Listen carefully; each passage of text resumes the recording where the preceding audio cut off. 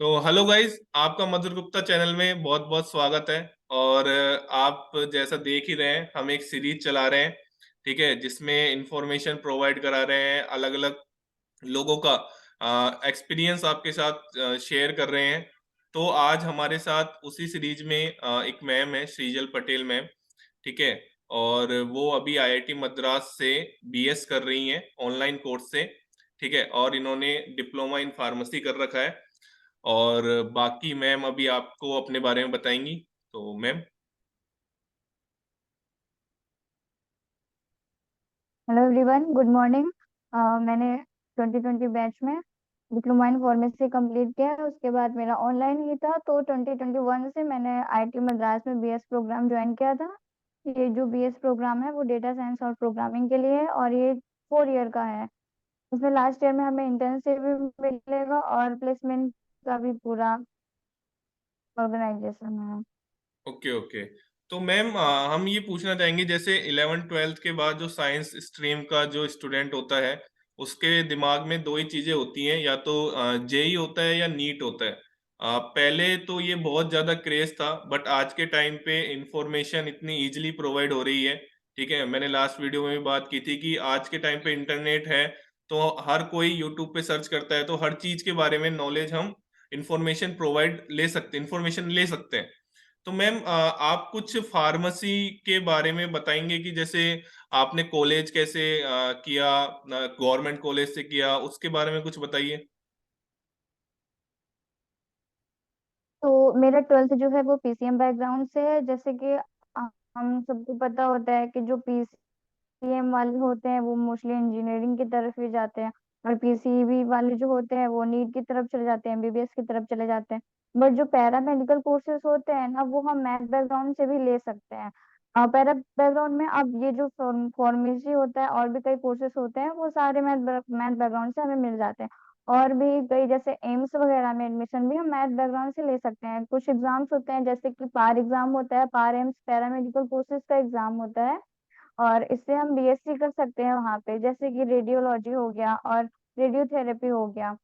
तो जो मैंने फार्मेसी किया है वो डिप्लोमा इन फार्मेसी है, और ये मैंने एग्जाम दिया था जेई सीयूपी का।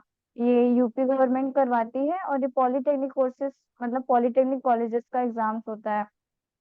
और जो हम ये जब साइट पे जाते हैं जेई सीयूपी की, तो ये इसका एग्जाम भी सेंटर्स पे ही होता है। और इसका जो सिलेबस होता है वो भी हमारा 11 12 का एनसीईआरटी का ही होता है। और इसमें जब हम जैसे कि फार्मेसी, जैसे कि जो पॉलिटेक्निक एग्जाम्स होते हैं, तो इसमें काफी ग्रुप्स होते हैं, जैसे कि ए बी सी डी करके होते हैं काफी। और इसमें बाकी सारे कोर्सेज भी होते हैं, जैसे कि कंप्यूटर साइंस के कोर्सेज भी करवाते हैं ये लोग। सब डिप्लोमा करवाते हैं, 3 3 या 2 2 साल के जैसे भी होते हैं कोर्सेज में। तो जो डिप्लोमा इन फार्मेसी का ग्रुप है वो ग्रुप ई होता है। और जो मैथ बैकग्राउंड वालों का ग्रुप होता है वो E1 होता है, और जो बायोलॉजी का होता है वो E2 होता है। और इसमें लगभग 4 लाख या इससे कम के आसपास के बच्चे अटेंड करते हैं इसको एग्जाम। मेरा इसमें जो रैंक था वो 397 था। तो और इसमें जो फार्मेसी के गवर्नमेंट कॉलेजेस हैं वो भी काफी कम है, जैसे कि बस 3 कॉलेजेस हैं जो कि गवर्नमेंट हैं, बाकी तो 2 कॉलेजेस हैं वो एडेड हैं। गवर्नमेंट कॉलेजेस में एक लखीमपुर में है, एक प्रयागराज में है, और एक जौनपुर में है। और ये जो होते हैं, जैसे कि गवर्नमेंट कॉलेजेस में इंफ्रास्ट्रक्चर जो होता है ना उतना अच्छा नहीं होता है। बट जब मैं बताऊं कि जैसे कि आप मैं अपनी फीस बताऊंगी ना, तो आपको थोड़ा आश्चर्य लगेगा, क्योंकि जैसे कि हम लोग इंटर्नशिप भी करते हैं इसके बाद 90 डेज की। तो जब जो हम लोगों की ट्रेनिंग होती है उसमें हम लोग की लोकल के बच्चे होते हैं, तो उसमें से मैंने पता किया मोस्टली बच्चों के 2 लाख पूरा सैलरी हो जाता है, 2 2.5 लाख हो जाते हैं उनके पूरे 2 साल की उसमें खर्चा हो जाते हैं। बट मेरा जो था, मेरा बस 12 हजार फीस था पूरे साल का। बस 12 हजार था, क्योंकि गवर्नमेंट कॉलेज था। और दूसरे का भी बस 12,500 करके ऐसे था। और इसमें जो हॉस्टल फीस था मेरा 2100 रुपये था पूरे साल का। तो फिर ये काफी कम है, आपके पैसे बहुत बचते हैं, जैसे कि 2 2.5 लाख खत्म हो जा रहे हैं प्राइवेट कॉलेजेस में। तो आप जैसे काउंसलिंग के थ्रू भी जाएंगे ना, और आपको तब भी प्राइवेट कॉलेज मिल रहा है, तो आपको ले लेना चाहिए। क्योंकि उससे क्या होता है, आप काउंसलिंग के थ्रू जाएंगे तो आपको स्कॉलरशिप मिलेगा। बट अगर आप काउंसलिंग के थ्रू नहीं जाएंगे और डायरेक्ट जाके कॉलेज में एडमिशन लेंगे तो वहां पर आपको स्कॉलरशिप नहीं मिलता है। Okay okay. तो मैम ने जैसे एक एग्जाम के बारे में बताया, ठीक है, JE C U, I am right ma'am? नहीं, JCUP। JE C JE U, cup. हाँ जेई कप एक एग्जाम होता है, ठीक है। उसके उसको देख के मैम ने एडमिशन लिया है। प्रयागराज से इन्होंने फार्मा की डिप्लोमा इन फार्मा किया है, 2 साल का कोर्स होता है, ठीक है। और लगभग लगभग नहीं तो इसमें 4 लाख स्टूडेंट्स एग्जाम देते हैं। इसमें मैम की 394 रैंक थी। It's a very good rank, ठीक है। और जैसे मैम ने बताया कि गवर्नमेंट कॉलेज और प्राइवेट कॉलेज तो हर सेक्टर में ऐसा ही है। अगर आप बीटेक कर रहे हो तो ऑब्वियस सी बात है गवर्नमेंट कॉलेज में फीस कमी होगी, और प्राइवेट कॉलेज तो वैसे भी आपका डोनेशन लेके आपको मार ही देंगे। जैसे नीट में होता है वैसे हर फील्ड में यही है कि प्राइवेट कॉलेज तो फीस लेंगे ही लेंगे, ठीक है। और गवर्नमेंट कॉलेज क्योंकि आप अपनी मेहनत करके रैंक अचीव करके आप गवर्नमेंट कॉलेज में एडमिशन ले रहे हो, और प्राइवेट कॉलेज में आप डायरेक्ट एडमिशन ले रहे हो, तो उसका पैसा तो आपको फिल करना ही पड़ेगा। तो मैम मैं यही जैसे मैम ने ये बताया कि इन्होंने अपने कलीग से बात की तो उनका 2-3 लाख का खर्चा हो जाता है प्राइवेट कॉलेजेस में, ठीक है। मैम कुछ इसके अंदर जैसे मैंने सुना है कि pharmacy diploma in pharmacy 2 year का कोर्स होता है, ठीक है। इसमें जैसे एलिजिबिलिटी जो होती है वो ट्वेल्थ के बाद, ट्वेल्थ की जो परसेंटेज होती है वो आई थिंक 50% ही होती है क्राइटेरिया इसकी, और ओबीसी के लिए तो शायद 45 ही जी होती है। जी। Exactly exactly. तो मैम इसमें क्या सीखते हैं? जैसे मैंने जो सुना है कि मेडिसिन के बारे में सीखते हैं, आप अपना मेडिकल स्टोर ओपन कर सकते हैं, ठीक है, आप क्लिनिक्स में काम कर सकते हैं इस कोर्स को करने के बाद। हम्म। और अब मैंने जितने मैं बिजनेसमैन लोगों के साथ बैठता हूँ उसमें मेडिकल का अच्छा खासा मार्जिन रहता है, ठीक है।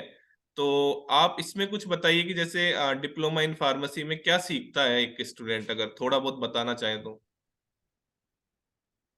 जी, जो डिप्लोमा इन फार्मेसी होता है, पहले तो एक वो कॉमन सब्जेक्ट्स तो सब में ही पढ़ाए जाते हैं। मतलब मेडिकल का कोई भी आप कोर्स करेंगे, एक होता है बायोकेमिस्ट्री और एक होता है एनाटॉमी। वो तो हमें पढ़ना ही पढ़ना होता है, एनाटॉमी फिजियोलॉजी जो भी है, बॉडी कैसे काम कर रहा है और कहाँ कहाँ पर कैसे कोई ड्रग काम कर रही है, उसके लिए हमें ये पढ़ना सबसे ज्यादा इम्पोर्टेंट होता है। दूसरा हम पढ़ते हैं फार्मास्यूटिक्स, जिसमें हम ड्रग्स के बारे में तो पढ़ते हैं, लेकिन इसमें क्या पढ़ते हैं कि उसका ड्रग्स कैसे बनाते हैं, कौन कौन से मशीन्स यूज होते हैं, प्रोसेस क्या होता है, वो सब हम फार्मास्यूटिक्स में पढ़ते हैं। और भी कोर्सेज मतलब सब्जेक्ट्स होते हैं जिनमें हम पढ़ते हैं प्लांट ड्रग्स के बारे में। ओके फार्माकोग्नोसी होता है वो, उसमें हम प्लांट ड्रग्स के बारे में पढ़ते हैं। अ, और उसके बाद फिर जैसे कि हॉस्पिटल हो गया, हॉस्पिटल में एडमिनिस्ट्रेशन कैसे होता है, उसको हम ऑर्गेनाइज कैसे करते हैं, मैनेजमेंट कैसे रहता है, ये सारी चीजें होती हैं। और DSBM एक सब्जेक्ट होता है जिसमें हम ये सब पढ़ते हैं कि जो मेडिकल होता है, मतलब कोई भी जो ड्रग होती है ना, जैसे कि स्टोर होता है या फिर हमारा मेडिकल स्टोर होता है या फिर जो हॉस्पिटल्स में स्टोर्स होते हैं, उनमें हम दवाइयों को कैसे रखते हैं, कैसे ऑर्गेनाइज करते हैं। जैसे कि हो गया कि नेम के बेसिस पे हो गया, फिर ब्रांड नेम के बेसिस पे हो गया, या फिर उनके मोड ऑफ एक्शन के बेसिस पे हो गया।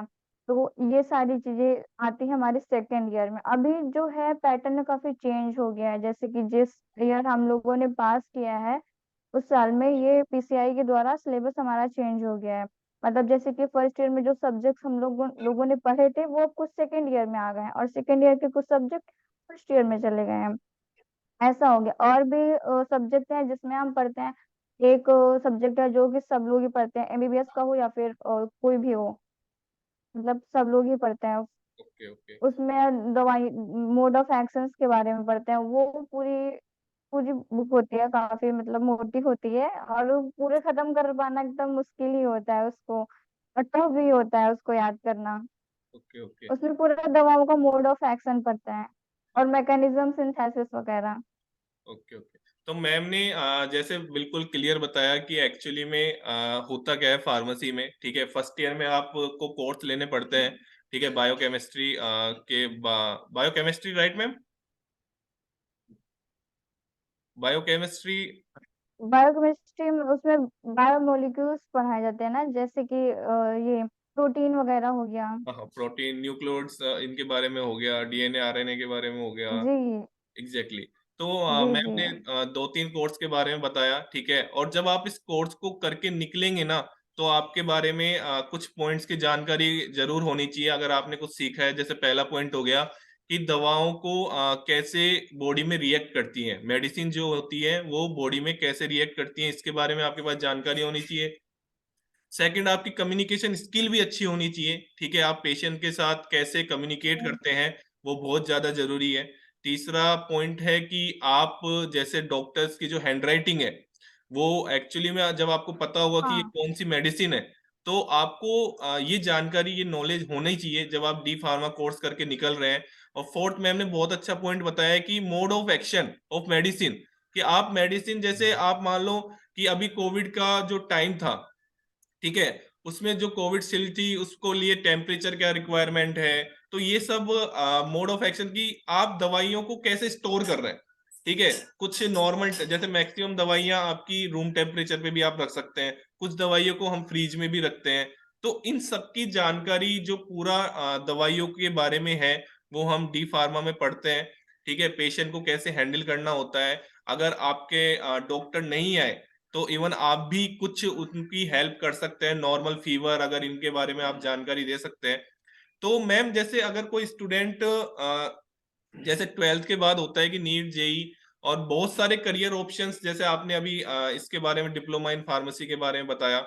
इसके बाद बी फार्मा भी होता है, ठीक है, वो 4 इयर्स कोर्स होता है। जैसे डी जी। फार्मा के बाद हम बी फार्मा भी कर सकते हैं, उसके बाद एम फार्मा भी कर सकते हैं, वो 2 ईयर कोर्स होता है। तो इसमें भी एक, जैसे बीएससी एमएससी कर सकते हैं, वैसे भी इसमें बी फार्मा, एम फार्मा कर सकते हैं।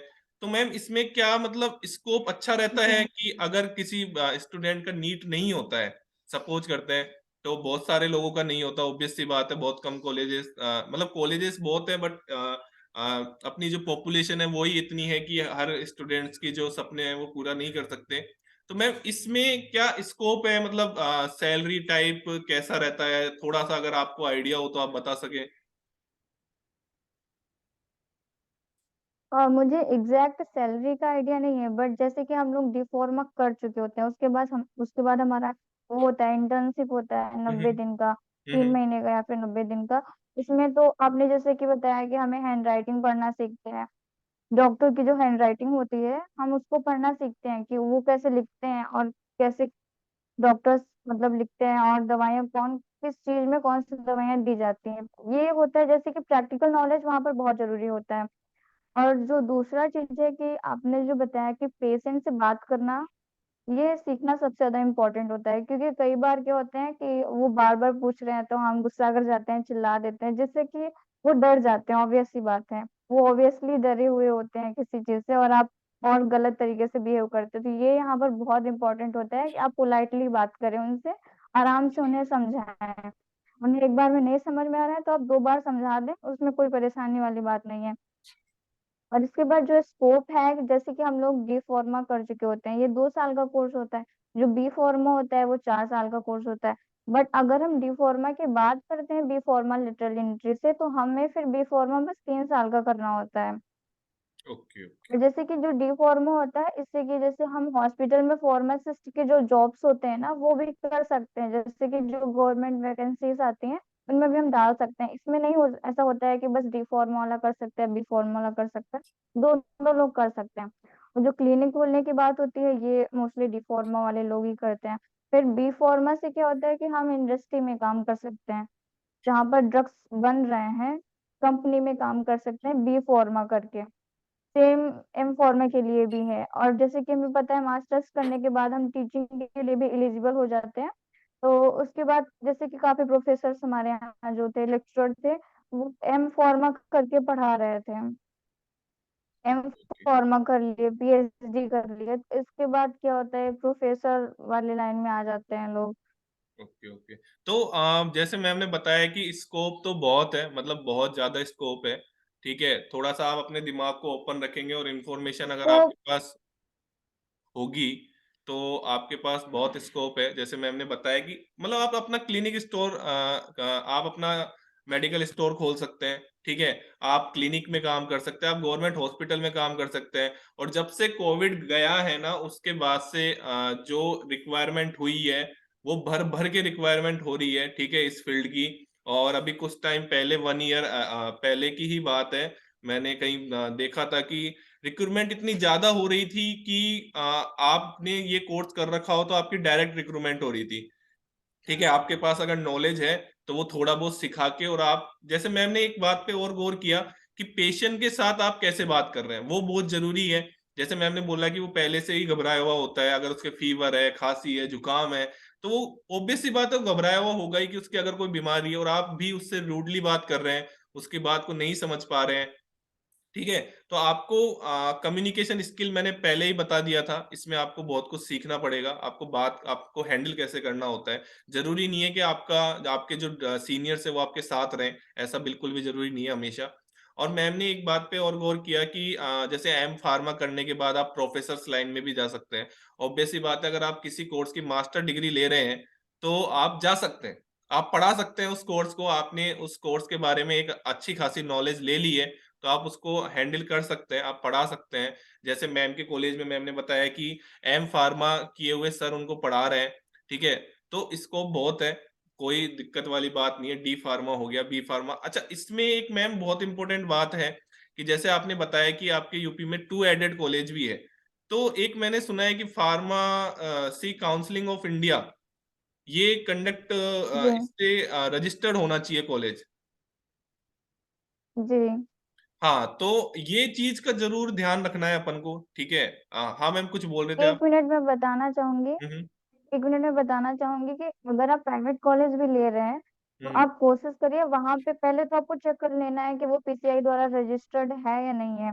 हम्म। दूसरी बात है, वहां पर जाकर लैब चेक कर लीजिए, क्योंकि ये बहुत इंपॉर्टेंट पार्ट होता है। जैसे कि वो लैब है तो वहां पर, बट वो एक्सपेरिमेंट करा नहीं रहे बच्चों से। ओके। तो इससे क्या होता है, इससे हमारा ही नुकसान होता है कि हमें तो प्रॉपर नॉलेज नहीं मिल पा रहा है, हम एक्सपेरिमेंट कर ही नहीं पा रहे हैं।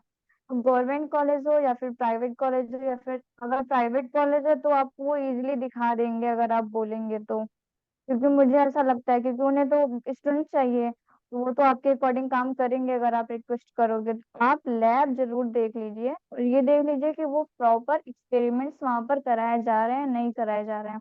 ये सबसे इम्पोर्टेंट चीज होता है।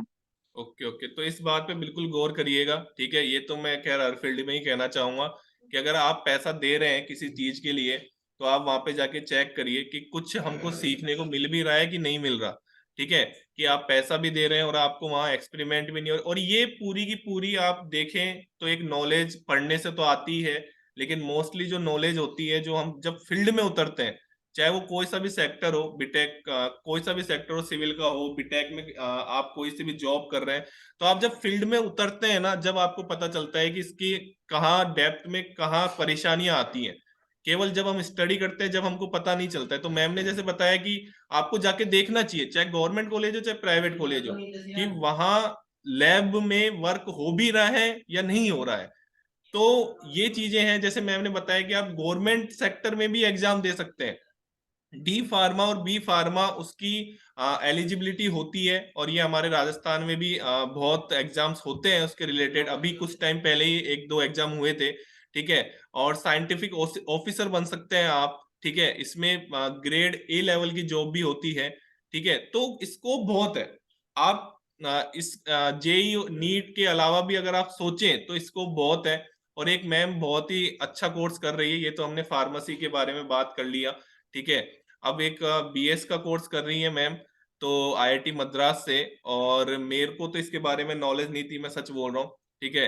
अब वो अलग चीज है, जो तो मैं इस सेक्टर को पढ़ाता हूँ, फिर भी इस चीज की मेरे को नॉलेज नहीं थी कि आईआईटी मद्रास ने एक ऑनलाइन कोर्स चालू किया है, ठीक है। और वो कोई भी दे सकता है। तो मैम पहले आप बताइए कि इसमें कैसे हम एलिजिबल एलिजिबल है, क्या करना होता है हमको एडमिशन के लिए। हाँ जी मैम। हाँ, तो इसके एलिजिबिलिटी में कोई भी एज की एलिजिबिलिटी नहीं है, कोई भी कर सकता है, किसी भी सेक्टर से कर सकता है। आप जॉब कर रहे हैं, स्टूडेंट हैं, या फिर रिटायर्ड है, मतलब कोई भी जो भी इंटरेस्टेड है डेटा साइंस और प्रोग्रामिंग में, वो कर सकता है। कोई भी एज की एलिजिबिलिटी नहीं है। इसमें एलिजिबिलिटी में हमारे एकेडमिक में क्या आता है कि हमारा जो 10th है वो इंग्लिश और मैथ होना चाहिए उसमें।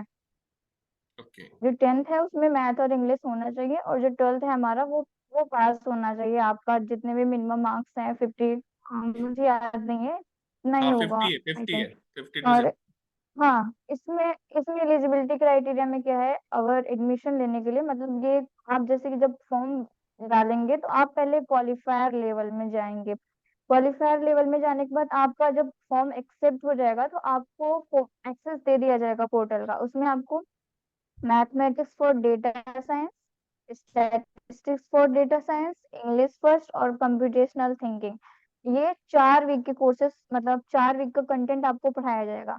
उस 4 वीक के कंटेंट के अकॉर्डिंग 1 महीने बाद आपका एग्जाम होगा। फिर आप जितने मार्क्स ऑब्टेन करेंगे उसके अकॉर्डिंग आपका एडमिशन होगा। जैसे कि 40 प्लस जो होता है वो हमारा पासिंग क्राइटेरिया होता है, उससे हमें पास करना होता है, अदरवाइज आपको रिक्वालिफायर देना होता है उसके बाद। और 40 टू 50 के बीच में अगर आप मार्क्स लेके आते हैं तो आपको 2 सब्जेक्ट्स पढ़ने की एलिजिबिलिटी मिलती है। उसके बाद 50 टू 70 में 3 सब्जेक्ट पढ़ने की एलिजिबिलिटी मिलती है। और आप 70 प्लस लेके आते हैं तभी आपको चारों कोर्सेज पढ़ने की एलिजिबिलिटी मिलती है उस सेमेस्टर में, उसी सेमेस्टर में। और जैसे कि हम लोग हैं तो अब हम लोग का नॉर्मली चल रहा है, कंटिन्यू है, हम लोग क्वालिफायर लेवल में नहीं है। तो जैसे कि जो हम लोगों का क्विज 1 होता है 1 महीने बाद एग्जाम, जो बच्चे क्वालिफायर से आते हैं जो उनका क्वालिफायर एग्जाम होता है वही उनका क्विज 1 के मार्क्स में वो कन्वर्ट हो जाता है। समझ रहे हैं ये बात आप? मुझे लग रहा है। थोड़ा हाँ। सा मतलब मैम एक बार आप उसके बाद नेक्स्ट कोर्स रिपीट करिए एक बार वापस।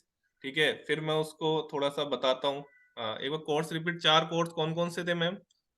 एक तो मैथ। एक है mathematics, mathematics for data science, okay statistics for data science, okay और ओके इंग्लिश 1, और कंप्यूटेशनल थिंकिंग। Okay okay. तो एक्चुअली में है ना, ये एक कोर्स है, ठीक है, इसमें आपको पहले तो क्वालिफायर एग्जाम देना पड़ेगा। ठीक है, फिर वो क्वालिफाई जब आप करेंगे तो आप एक फाउंडेशन, जो एक लेवल का कोर्स है, उसमें आप अप्लाई, मतलब आप एलिजिबल होंगे उसको करने के लिए। ठीक है, उसमें 4 सब्जेक्ट्स हैं। ठीक है, 4 सब्जेक्ट मैम ने बताया, इंग्लिश और कंप्यूटेशनल और मैथ इन डाटा साइंस, और फोर्थ और स्टैटिस्टिक्स। और स्टैटिस्टिक्स। तो आप इन स्टैटिस्टिक्स। चारों के बारे में आप सीखते हैं। ठीक है, तो इसमें भी फिर मैम ने बताया कि इनके क्विज लगते हैं। ठीक है, फिर जैसे मैम ने बताया कि 50 टू 70 स्कोर होता है तो आप 2 सब्जेक्ट पढ़ सकते हैं। ठीक है, और इससे कम स्कोर होता है तो आपको एक सब्जेक्ट पढ़ने का मौका मिलता है। ठीक है, अब मैम आप नहीं एक, नहीं, एक हाँ मिनट रुकिएगा। हाँ हाँ हाँ, एक सब्जेक्ट नहीं होता है, एक या ओके 2 सब्जेक्ट होता है, मतलब उसमें 2 सब्जेक्ट आप ले सकते हैं। ओके ओके ओके जैसे कि 70 प्लस लेके आते हैं तो आपको सेमेस्टर के चारों सब्जेक्ट पढ़ने का मौका मिलेगा। ओके अदरवाइज जितने सब्जेक्ट बचेंगे आपको नेक्स्ट सेमेस्टर में लेके जाना पड़ेगा। ओके और 50 टू 70 के बीच में 3 सब्जेक्ट पढ़ सकते हैं। Okay okay. अच्छा, 50 टू 70 सिर्फ के बीच में तीन 40 टू सब्जेक्ट पढ़ 50 सकते के हैं। बीच में। Okay okay okay. तो जी। अभी आपके पास उसके बाद एग्जैक्टली exactly, 40 टू 50 में क्या तो। अच्छा, आज अभी आपके पास जी कितने बोलिए। सब्जेक्ट है मैम? अभी मेरे पास बस पाइथन बचा है, मेरा पाइथन फॉर प्रोग्रामिंग, ओके, और आपने कौन कौन से कोर्स कर लिए पाइथन हैं? इन प्रोग्रामिंग। ओके ओके, पाइथन वो समझ जाएंगे, ठीक है, जिनको भी इसमें इंटरेस्ट मेरे हो। हम्म, हाँ जी, बोलिए बोलिए। जैसे कि मैथमेटिक्स फॉर डेटा साइंस, इसके 2 पार्ट हैं, एक है फर्स्ट एक सेकेंड। जो सेकेंड होता है वो काफी टफ होता है, मतलब मैं बता सकती हूँ काफी टफ होता है। उसमें काफी, जैसे कि उस टाइम पर हम, जैसे कि कुछ सीनियर्स भी हम लोगों के साथ पढ़ते हैं, जैसे कि कोई मास्टर्स कर रहा है, हम्म मतलब एमटेक कर रहा है या फिर एमएससी कर रहा है मैथ में, तो वो लोग बताते थे कि उसके कुछ जो कॉन्सेप्ट हैं वो उनके क्लास के हैं। तो मतलब ये काफी टफ हो जाता है इसमें सेकंड में। जो फर्स्ट में है ना उसमें हमारा पूरा 12th का सिलेबस होता है, लेकिन वो काफी मतलब एडवांस लेवल का होता है। उसके बाद जो स्टैटिस्टिक्स होता है, स्टैटिस्टिक्स स्टैटिस्टिक्स फर्स्ट में, उसमें 4 वीक तक तो कॉमन बताते हैं डेटा टाइप क्या होता है और डिस्ट्रीब्यूशन कैसे होता है, ये सारी चीजें उसमें पूरा ऐसे बताते हैं कि डेटा का डिस्ट्रीब्यूशन कैसे करते हैं, उसको हम कैसे व्यवस्थित करते हैं, एक्सेल का यूज करना सिखाते हैं उसमें, और पाई चार्ट हिस्टोग्राम वगैरह का यूज करना सिखाते हैं। कंप्यूटेशनल थिंकिंग में क्या पढ़ाते हैं, आप ऐसे समझ सकते हैं कंप्यूटेशनल थिंकिंग क्या होता है। जैसे कि कोई भी प्रोग्रामिंग लैंग्वेज ले लीजिए आप, उसको हम उसमें लॉजिक कैसे सोचेंगे, और उसमें मेन चीज होता है क्या, इफ एल्स क्या होता है, वो एक उसको क्या कहते हैं, पाई चार्ट नहीं, एक सीडो कोड के हिसाब से वो पूरा समझाया जाता है वहां पर। सीडो कोड जैसे क्या हो गया, जैसे कि हम पर्टिकुलर प्रोग्रामिंग लैंग्वेज ले लें, पाइथन हो गया, जावा हो गया, सी प्लस प्लस हो गया, तो सबका जो कोड होता है मेन सिंटैक्स वो चेंज होता है, और जो लॉजिक होता है और जो सीडो कोड होता है वो लगभग सेम होता है। तो कंप्यूटेशनल थिंकिंग में हमें 4 महीने तक ये पढ़ाते हैं, उसके बाद सेकेंड सेमेस्टर में हमारा पूरा पाइथन आ जाता है, यानी वो सारी चीजें हम एक पाइथन लैंग्वेज में सीखते हैं। इंग्लिश फर्स्ट में क्या सिखाते हैं, इंग्लिश फर्स्ट में मोस्टली इसमें ध्यान होता है हमारे स्पीकिंग पर, ओके ओके। हमारे एसेंट पर ध्यान होता है, मोस्टली ब्रिटिश एसेंट पढ़ाते हैं। तो इंग्लिश फर्स्ट और इंग्लिश सेकेंड ऐसे ही उसमें एसेंट पर ध्यान देते हैं। फिर मैथमेटिक्स टू जो है उसमें मैंने बताया कि वो भी काफी एडवांस हो जाता है, बस उसके टॉपिक जो होते हैं न्यू होते हैं, वो जैसे ट्वेल्थ में हम लोगों को नहीं पढ़ाए जाते हैं। सेम स्टैटिस्टिक्स में भी होता है। ओके स्टैटिस्टिक्स सेकंड का जो सेकंड पार्ट है उसमें भी कुछ हम लोगों को पता नहीं होता, ट्वेल्थ का नहीं होता है वो, प्लस एडवांस होता है। ओके जी। ओके। तो मैम ने जैसे कि हम्म। जी बोलिए ये बोलिए। जो मैथ और स्टैट्स, हाँ मैथ और जो स्टैट है ये हमारे कोर सब्जेक्ट हैं। जैसे कि अगर हम इसके आगे जब हम पढ़ेंगे डिप्लोमा इन डेटा साइंस, उसमें यही स्टैटिस्टिक्स का यूज होना है, और जब यही प्रोग्रामिंग में पढ़ेंगे डिप्लोमा इन प्रोग्रामिंग में, तब इसका यूज होगा इसी में। Okay okay. तो मैम ने जैसे मतलब कि मशीन लर्निंग वगैरह में, डेटा साइंस में। Okay okay okay. तो मैम ने जैसे बताया कि उन्होंने मैथ्स मतलब लगभग कोर्स कर लिए हैं और वो अभी सेकंड सेमेस्टर में, आई एम राइट मैम? आप सेकंड सेमेस्टर में ही है ना अभी? जी। हाँ, तो सेकंड सेमेस्टर में है मैम और पाइथन सीख रहे हैं। जी। ठीक है। और मैं आपको ये बिल्कुल बता सकता हूँ क्योंकि मेरा जो कजन है वो अभी डाटा साइंटिस्ट है और उनकी सैलरी है 1,50,000, मतलब 1,50,000 समथिंग उनकी सैलरी है पर मंथ। ठीक है। यूएस की कंपनी में वो जॉब करते हैं। तो मैं आपको यही बताना चाह रहा हूँ कि इसमें जो स्कोप है वो बहुत ज्यादा अच्छा स्कोप है अगर आप सीखते हैं तो। ठीक है। आप ये देखिए कि मैम ऑनलाइन कोर्स ले रही हैं, ऐसा जरूरी नहीं है। वो अलग चीज है कि कैंपस का इन्वायरमेंट आपको बहुत अच्छा बनाता है। ठीक है, आपकी पर्सनल ग्रोथ के लिए बहुत अच्छा होता है। लेकिन अगर कोई सीखना चाहता है ना तो कहीं से भी कुछ भी सीख सकता है। ठीक है। तो ये पूरा का पूरा डाटा साइंस रिलेटेड है। और जो मैम ने अभी लास्ट में बात की मशीन लर्निंग की, ठीक है, जो मैं आपको ये बताना चाहूंगा। ठीक है, मेरे जो कजन से बात होती रहती है कि जो आने वाला टाइम है ना वो आपके लिए सबसे इंपॉर्टेंट होगा, आपका डाटा। ठीक है। जो आने वाला टाइम है अगर आपका डाटा जो है वो सिक्योर नहीं है, वो जैसे मेरा जो कजन है वो किसी के भी डाटा का पता लगा सकता है। ठीक है, इतना वो रहता है कि थोड़ा बहुत आइडिया उसको लग जाता है। तो जैसे मशीन लर्निंग में बहुत यूज आता है हमारे कैंपस में, एक्सरे होती थी। ठीक है, उसमें जो वो ऑपरेट जो करता था उसको वो डाटा साइंटिस्ट ही था, मतलब उसको मशीनों के बारे में जानकारी थी जब भी वो वहां पे बैठा था। ठीक है। तो बहुत अच्छा स्कोप है इसके अंदर। ठीक है मैम, आप बताइए कि आपके हिसाब से आपने जो कोर्स ज्वाइन किया तो कुछ ऑब्वियस सी बात है कुछ सोच के ज्वाइन किया होगा। ठीक है, कि इसके आगे मेरे को क्या करना है लाइफ में, तो आपके हिसाब से इसमें कैसा स्कोप है? में तो आपने जैसे कहा वैसे तो बहुत ही ज्यादा स्कोप है, क्योंकि अब जैसे कि सब टेक्नोलॉजी बढ़ रही है, सारी चीजें तो ऑनलाइन ही हो रही हैं, और हम्म। मशीन लर्निंग का यूज तो मतलब मुझे बताने की जरूरत नहीं है, सबको ऑलरेडी पता है, सब यूज ही हो रहा है हर चीज में। और डेटा तो बहुत है, जैसे कि मेरा ये मेन एम था कि मैं मेडिकल के फील्ड में थोड़ा इंटरेस्ट ले चुकी थी, उसके बाद ओके डेटा साइंस और मेडिकल का कॉम्बिनेशन ना बहुत ही मस्त होने वाला है, क्योंकि इसमें डेटा बहुत सारा है और हम इसको बहुत अच्छे तरीके से यूज कर सकते हैं फ्यूचर में। इवन डिसीजेस के प्रिडिक्शन में भी कर सकते हैं। जैसे कि मेरा आगे का जो एम है पढ़ने का, मतलब जो मोटिव है वो है रेडियोलॉजी पढ़ने का, तो उसमें तो इसका बहुत ही ज्यादा यूज होने वाला है, और ये चीजों को बहुत आसान कर देगा। Okay okay. सेम अगर जो भी है कैंसर सेल्स हो गया, मतलब कैंसर की चीजों, मैं कैसे समझाऊं, थोड़ा कैंसर के प्रोजेक्ट पर और इसको साथ में लेके सॉल्व करने में काफी आसानी हो जाएगी। Okay okay okay. तो मेनली मैम ये रेडियोलॉजी के बारे में आपने वर्ड लिया, आप इसके बारे में अगर कुछ जानते हो तो अगर कुछ बता सके।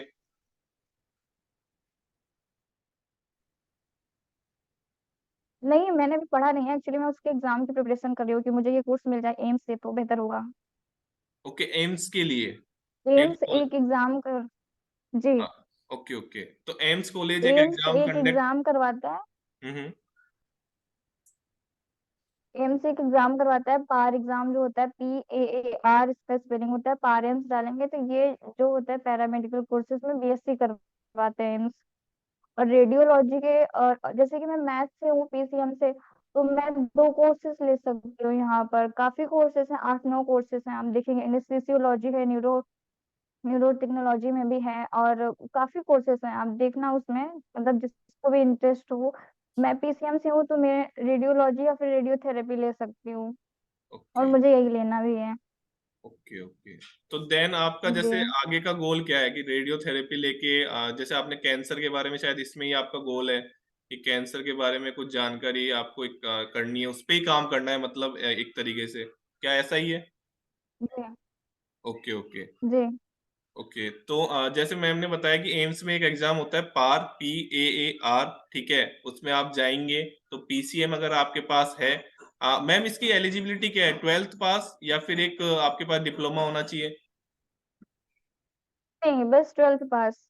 Okay okay. तो ओनली 12th पास इसको दे सकते। देखिए आप, मतलब मैं तो आपको ये बताना चाहूंगा कि मेरे को बहुत सी चीजें नहीं पता थी, ठीक है। और एम्स में जाने का केवल एक ही तरीका नहीं है, नीट को क्वालिफाई करके जाना, ठीक है। उसके मैम ने 2-3 तरीके बता दिए, ठीक है। एक लास्ट में तरीका पार एग्जाम, जिसकी वो खुद प्रिपरेशन कर रही हैं अभी, ठीक है, जिसमें वो रेडियोलॉजी और रेडियोथेरेपी इनके बारे में पढ़ेंगी, और आगे जाके कैंसर के बारे में ये देखेंगी, उसके इलाज के बारे में, जो आगे आने वाले टाइम में बहुत नेसेसरी होने वाला है, ठीक है। आज का जो अब मैम मैम एक नॉर्मल, ये तो हमने BS ऑनलाइन कोर्स के बारे में बात कर लिया, IIT मद्रास के, जो बहुत अच्छा इनिशिएटिव है। मैम ये कब से स्टार्ट हुआ है ये कोर्स, मतलब ऑनलाइन कोर्सेज? ये नवंबर 2020 में स्टार्ट हुआ था।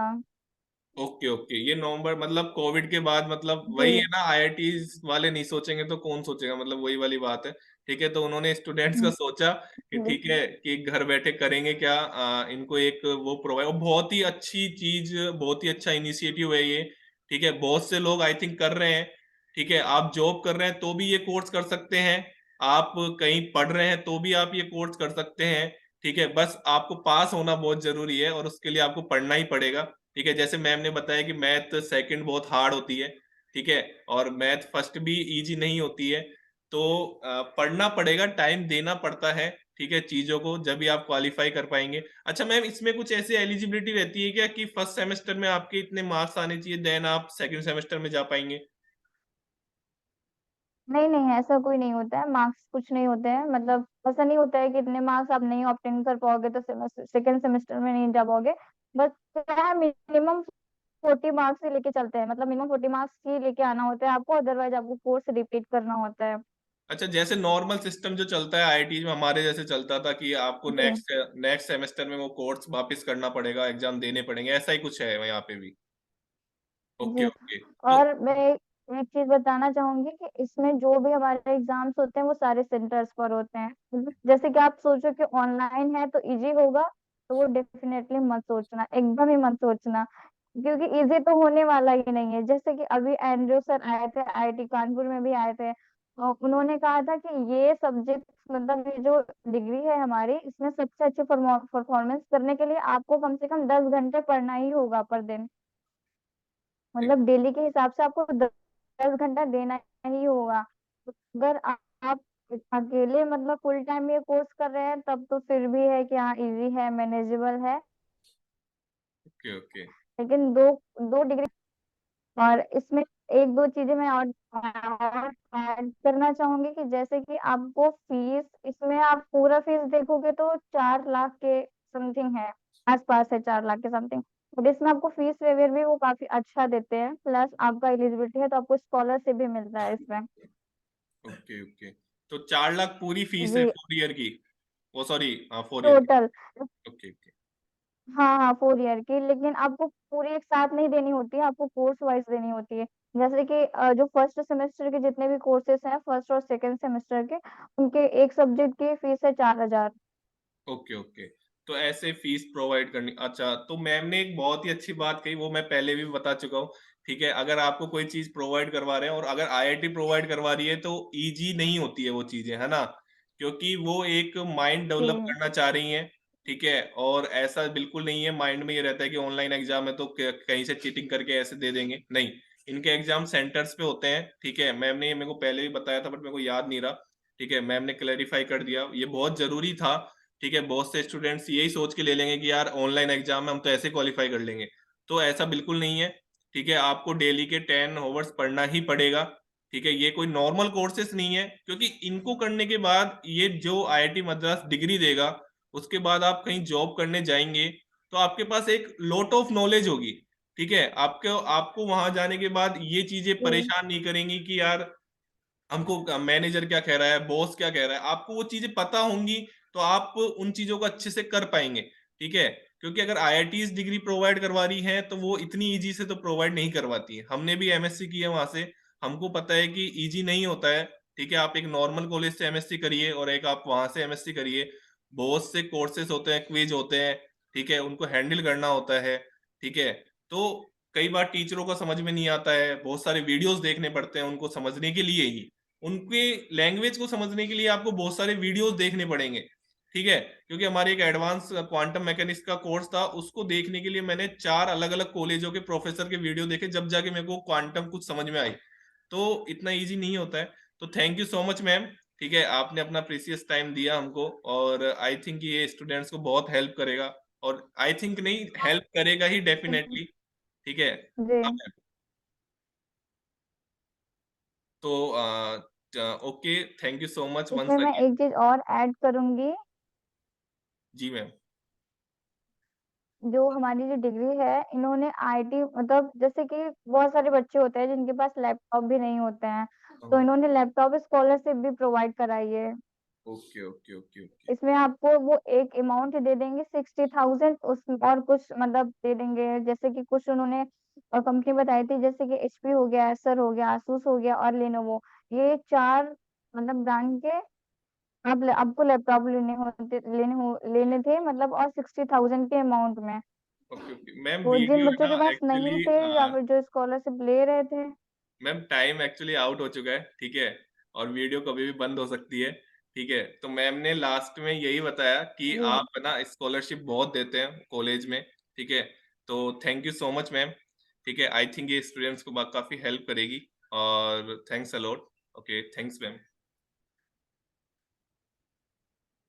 ओके।